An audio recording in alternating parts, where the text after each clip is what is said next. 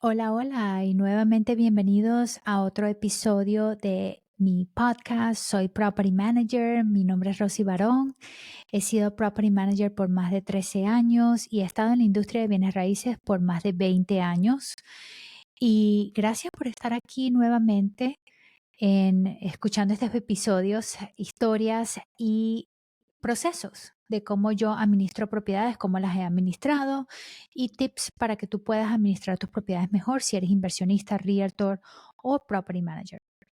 Y hoy quiero hablar de un caso que tuve hace como un año.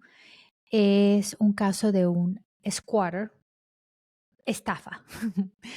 Hay muchas estafas, sobre todo aquí en el sur de la Florida es un lugar que se caracteriza por tener cualquier cantidad de estafas en cualquier cosa. Y hay unas estafas bien comunes, te las explico rapidito para que entiendas. Toma mi propiedad, que yo la tengo listada, ponte en apartments.com, por ejemplo, toman mis fotos, toman mi descripción, las ponen en Craigslist, porque usualmente están en Craigslist o en Facebook. Entonces toman mi propiedad, sacan toda la información de mi propiedad, la ponen con un número diferente, obviamente del mío, y dicen que son los dueños de la propiedad. Generalmente estas personas están en otros países, continentes africanos, y usualmente, pero no todo el tiempo, o sea, no quiero discriminar solamente que están en esos países nada más, porque hay muchos en muchos lados, pero las que me han tocado han estado allí. Y entonces las ponen como que ellos son los dueños, pero las ponen en el mercado. Yo las tengo listadas, por ejemplo, en $2,000, ellos las ponen en $1,000. O sea, 50% menos del valor de la unidad. Totalmente para que la gente venga así rápidamente a rentarlas. Entonces, estaba esta propiedad listada. Esto me ha pasado muchísimas veces, pero para que la gente se mude, o sea, para que la transacción se complete en ese lado sin yo darme cuenta, es bien difícil porque yo estoy bien pendiente de mis unidades, bien pendiente de mis propiedades. Tengo muchas cosas puestas, muchos procesos implementados para que estas cosas no pasen. Entonces, para que esto me pase es bien difícil. Y esos procesos y eso los enseño yo y los voy a poner en un podcast aquí en unos episodios para que estén pendientes, porque es muy importante protegerte, no solamente a ti como inversionista o tú si eres property manager, proteger a tu cliente, sino proteger al público también, porque mucha gente no sabe que estas cosas pasan. Entonces, yo he implementado muchos procesos para que esto no me pase, pero este me pasó hace como un año y prácticamente yo tenía una unidad vacía. Ya la teníamos rentada, pero el inquilino se mudaba en un par de días o más o menos como en una semana. Y siempre tengo a alguien chequeando mis unidades. Y cuando la persona de limpieza fue para ver la unidad, para darle un retoque antes que se mudara el inquilino, me dijo que ya se había mudado. Y me pareció muy raro porque obviamente, primero que no le habíamos dado acceso a las llaves al inquilino nuevo, segundo que no habían pagado todo el dinero que necesitábamos para accesar la unidad. Entonces, cuando empecé a averiguar bien, o sea, eso es una cosa de unas llamadas de unos minutos, me di cuenta que las personas que estaban adentro de la unidad no eran los inquilinos que yo había aprobado y que ya teníamos un contrato firmado de arrendamiento para que ellos se mudaran. Inmediatamente, pues, fui a la unidad a ver qué pasaba.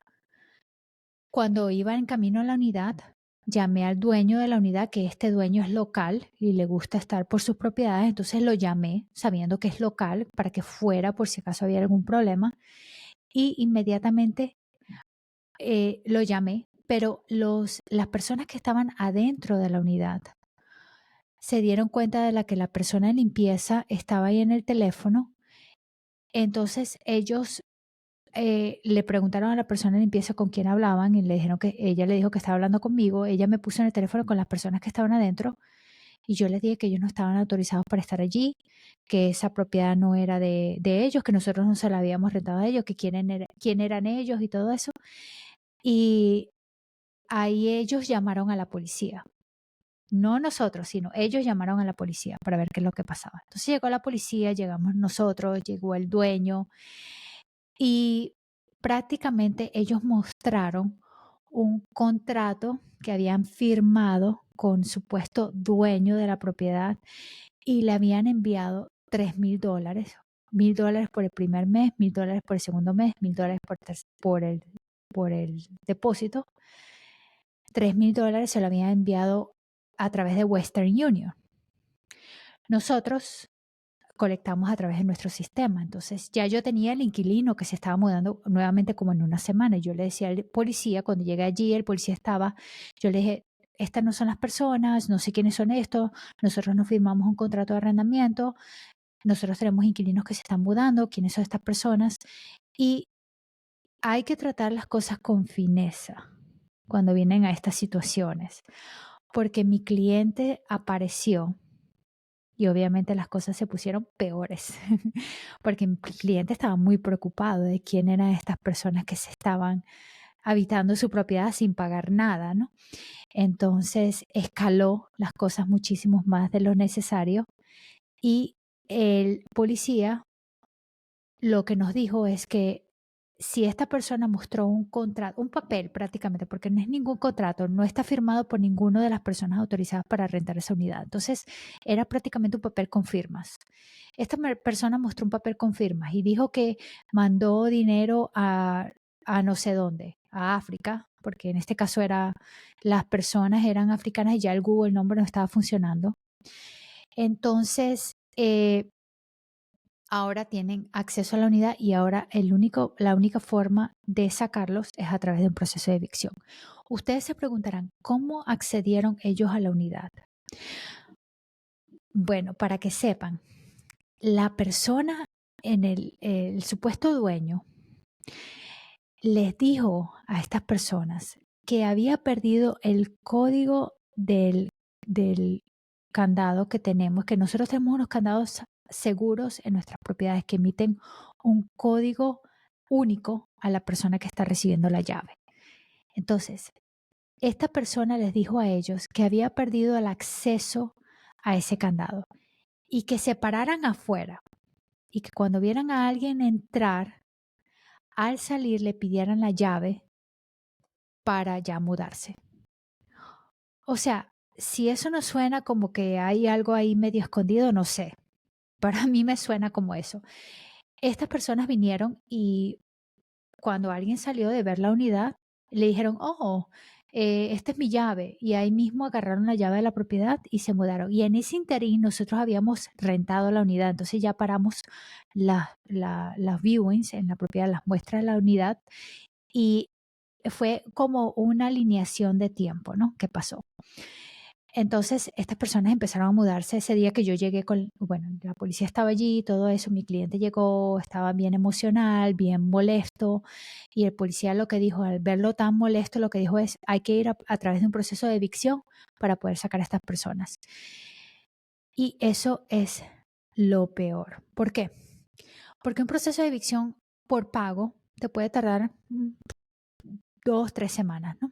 Si el inquilino no responde y todo eso, por lo menos aquí en Florida. Todos los estados y todos los condados son diferentes, así que chequen con su condado y su estado. Pero aquí en Florida puede ser 3 semanas.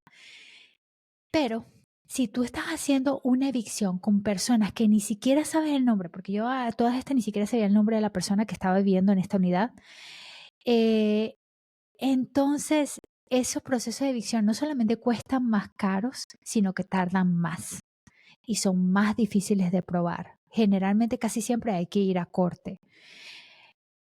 Yo, en ese momento, hay 2 cosas que puedes hacer. Aquí vienen mis tips. 2 cosas que puedes hacer. La primera, hay una ley que si tú eres dueño de la propiedad y estás actuando coherentemente, no como mi cliente que estaba todo frantic y crazy ahí en la unidad diciendo que eso no eran personas, pero si tú estás actuando coherentemente y cordialmente, tú le puedes llenar un affidavit, una declaración diciendo que esas personas no están, no son las personas que están con derecho a la unidad. Tú tienes que firmar esa declaración y los policías pueden remover a esas personas de la unidad. La responsabilidad cae en ti, en la persona que firma esa declaración. Así que tú tienes que estar bien segura de que obviamente eso no es correcto, porque si yo voy a firmar una declaración de que esta persona está viviendo ahí y sí tienen derechos a vivir ahí, entonces me pueden demandar a mí personalmente y legalmente y todo eso. O sea, el problema puede ser muchísimo más grande. Así que si lo vas a hacer, tienes que estar bien, bien segura de que obviamente ese no es el caso, de que esas personas tienen que estar viviendo ahí. Tú puedes firmar esa declaración y los policías tienen que remover a esas personas de la unidad. Pero el camino más fácil para un policía o para la forma legal es a través de un proceso de evicción, porque a través de un proceso de evicción el que decide si tienen o no tienen que estar ahí es un juez. Entonces todos se limpian las manos de responsabilidad. Por eso es que es importante saber las leyes locales que tú tienes para trabajar con tus propiedades de inversión. Ok, ese es un punto. Pero yo ya no llegué a ese punto porque obviamente mi cliente estaba bien irracional y bien vocal sobre su opinión acerca de estas personas.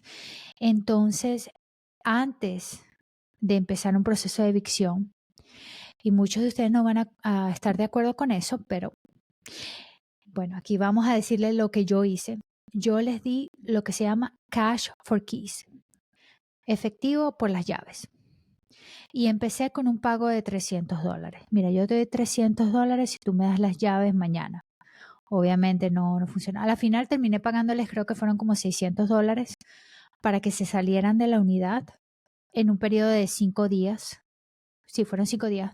5 días, $600 para que se salieran de la unidad y me entregaron las llaves. Muchos dirán, oh, pero ¿por qué vas a pagar dinero si esta gente no tiene el derecho de estar en tu unidad? Bla, bla, bla. Bueno, porque la policía no los va a remover.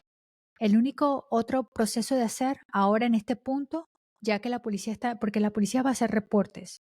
Ese policía ya me había dado un número de reporte, o sea, ¿qué quiere decir? Eso está documentado. Si yo voy a buscar una declaración de que esas personas no están autorizadas para estar en esa unidad, lo más probable es que el policía no me lo dé y no lo vayan a sacar porque ya hay un reporte hecho del incidente. Entonces ya el único proceso sería un proceso de evicción.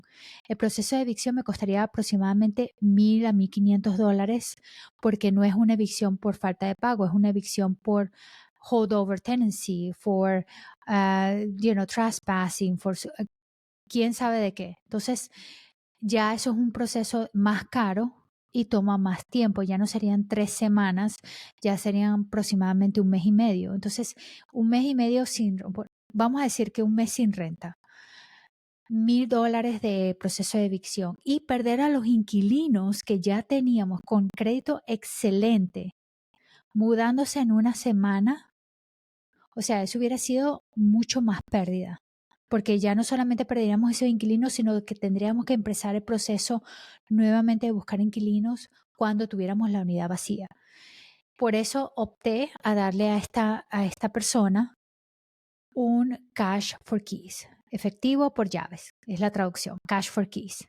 Se usaba mucho en el proceso de evicción, en los procesos de foreclosure, en los procesos de short sale, cuando el mercado estaba bien bajo, que yo también estuve en esos mercados porque tengo mi licencia por más de 20 años, o sea, desde 2004, que fue que la saqué.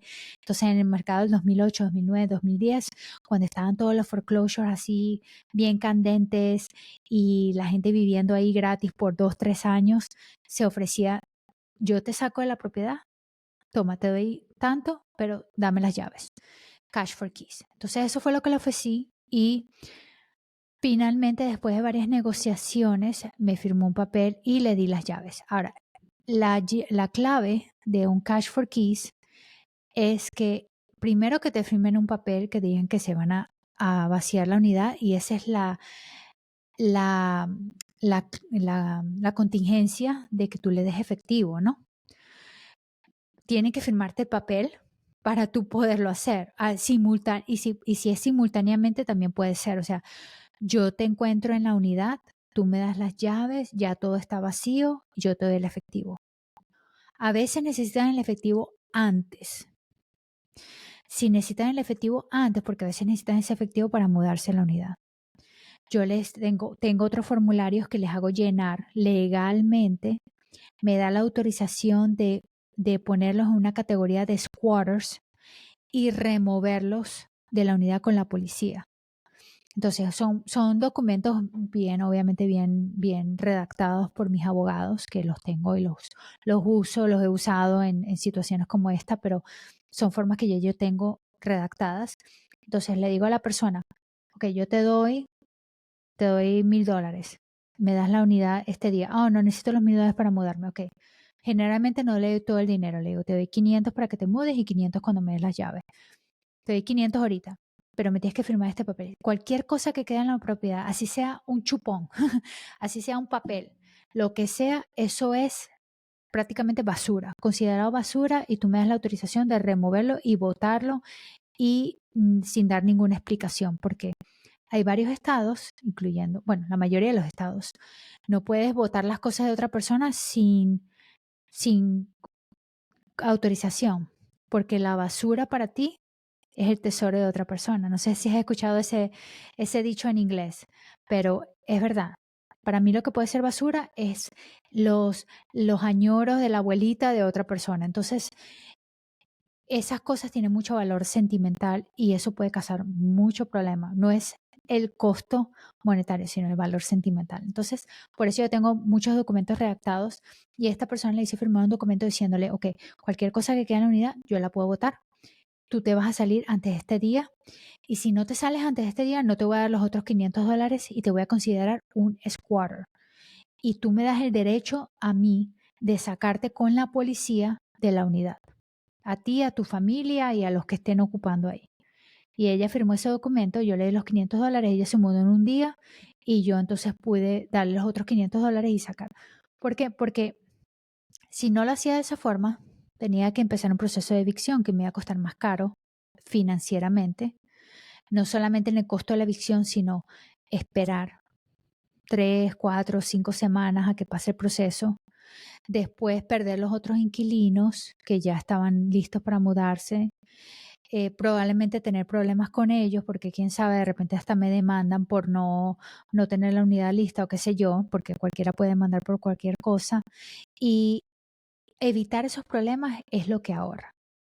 Pero si tienes situaciones como esta, primero, si tienes unidades vacías, vamos a empezar por ahí. Si tienes unidades vacías, te recomiendo que siempre tengas un ojito hecho en Facebook Ads y en Craigslist Ads. Yo tengo criteria establecida en estos websites porque son gratuitos para poner propiedades, entonces no necesitas tener nada para ponerlas ahí.